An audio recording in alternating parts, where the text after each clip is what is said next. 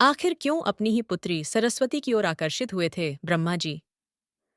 ब्रह्मा और सरस्वती की कहानी उस समय शुरू होती है जब सृष्टि की रचना हो रही थी। हिंदू ग्रंथों के मुताबिक सृष्टि की रचना ब्रह्मा जी के द्वारा की गई है और इस ब्रह्मांड के पालनकर्ता के रूप में हम भगवान विष्णु को जानते हैं।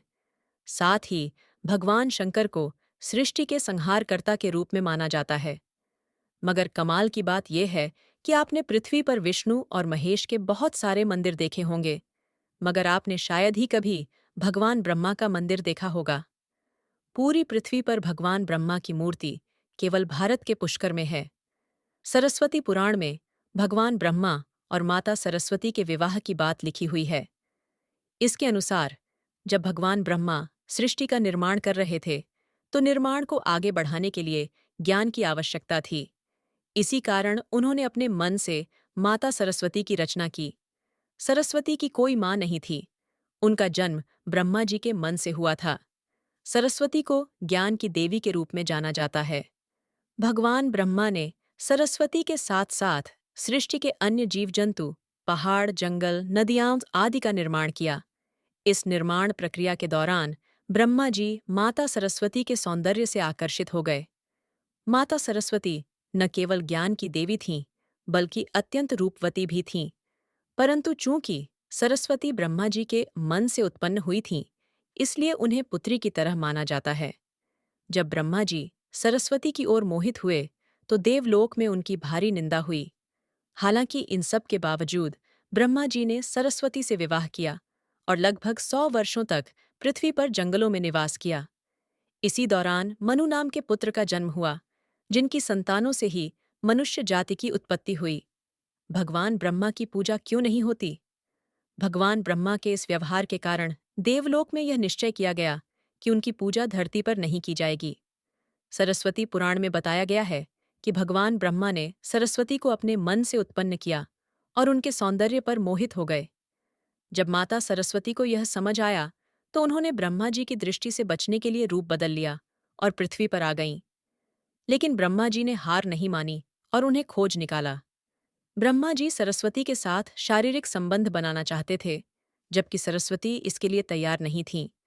इसलिए माता सरस्वती ने ब्रह्मा को श्राप दिया कि धरती का निर्माण करने के बावजूद आपकी धरती पर कभी पूजा नहीं की जाएगी। ब्रह्मा और सरस्वती का संबंध क्या है? ब्रह्मा और सरस्वती दोनों ही हिंदू धर्म में महत्वपूर्ण देवता हैं।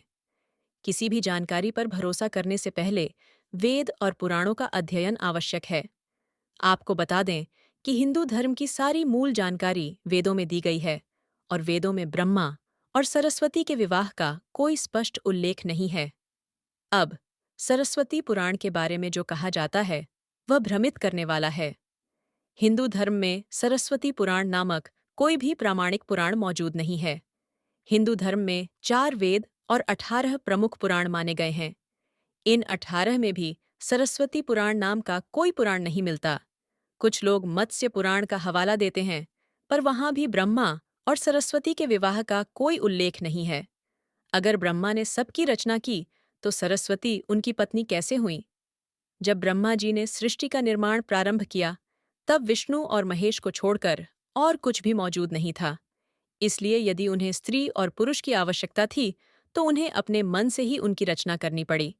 इसी कारण उन्होंने माता सरस्वती, नारद, मनु, जामवंत, सनक, सनंदन, सनातन और सनत कुमार की रचना की और पृथ्वी पर भेजा।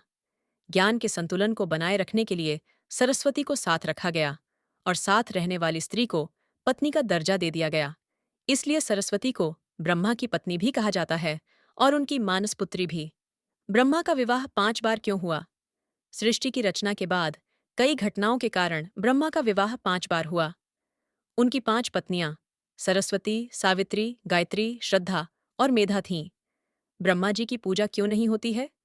पृथ्वी पर विष्णु और शिव के कई मंदिर हैं, मगर ब्रह्मा का केवल एक ही मंदिर है, पुष्कर, राजस्थान में।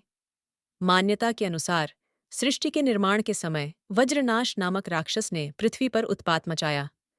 जब उसने ब्रह्मा जी से दुर्व्यवहार किया, तो ब्रह्मा जी ने उसका वध कर दिया। इस दौरान उनके कमल के फूल के टुकड़े धरती पर गिरे और वहां 3 झीलें बन गईं। व्यास, मध्य और कनिष्ठ पुष्कर। ब्रह्मा जी ने वहीं यज्ञ करने का निश्चय किया। यज्ञ में पति पत्नी दोनों की उपस्थिति अनिवार्य थी। उस समय उनकी पत्नी सावित्री थीं, लेकिन वह विलंब से पहुंच रही थीं। मुहूर्त निकल जाने से बचाने के लिए भगवान विष्णु ने सुझाव दिया कि ब्रह्मा जी वहीं स्थानीय कन्या गायत्री से विवाह कर लें। नारद मुनि ने गायत्री को तैयार किया और यज्ञ में ब्रह्मा जी ने गायत्री के साथ बैठकर पूजा की। तभी सावित्री वहां पहुंचीं और यह देखकर क्रोधित हो गईं। उन्होंने ब्रह्मा जी को श्राप दिया कि आपकी धरती पर कभी पूजा नहीं होगी। उन्होंने नारद मुनि को भी श्राप दिया कि वह आजीवन अविवाहित रहेंगे। और जब उन्हें पता चला कि इस विचार के पीछे भगवान विष्णु थे, तो उन्हें भी श्राप दिया कि आप अपनी पत्नी के वियोग में तड़पेंगे। इसी श्राप के कारण रामावतार में भगवान राम को सीता से वियोग सहना पड़ा। बाद में जब सावित्री का क्रोध शांत हुआ, तो उन्होंने कहा कि ब्रह्मा जी की पूजा केवल पुष्कर में की जाएगी। इसके बाद माता सावित्री पुष्कर के समीप रत्नागिरी पर्वत पर तपस्या में लीन हो गईं। आज भी वहां माता सावित्री का मंदिर स्थित है और नीचे 3 झीलों के बीच ब्रह्मा मंदिर स्थित है।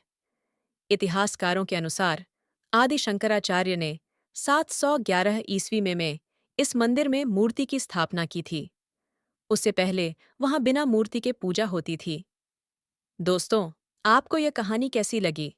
कृपया कमेंट करके जरूर बताएं। ऐसी और भी अद्भुत कहानियों के लिए चैनल को सब्सक्राइब करना न भूलें। धन्यवाद। सब्सक्राइब टू बेकवर शॉर्ट्स। नई कहानी हर दिन।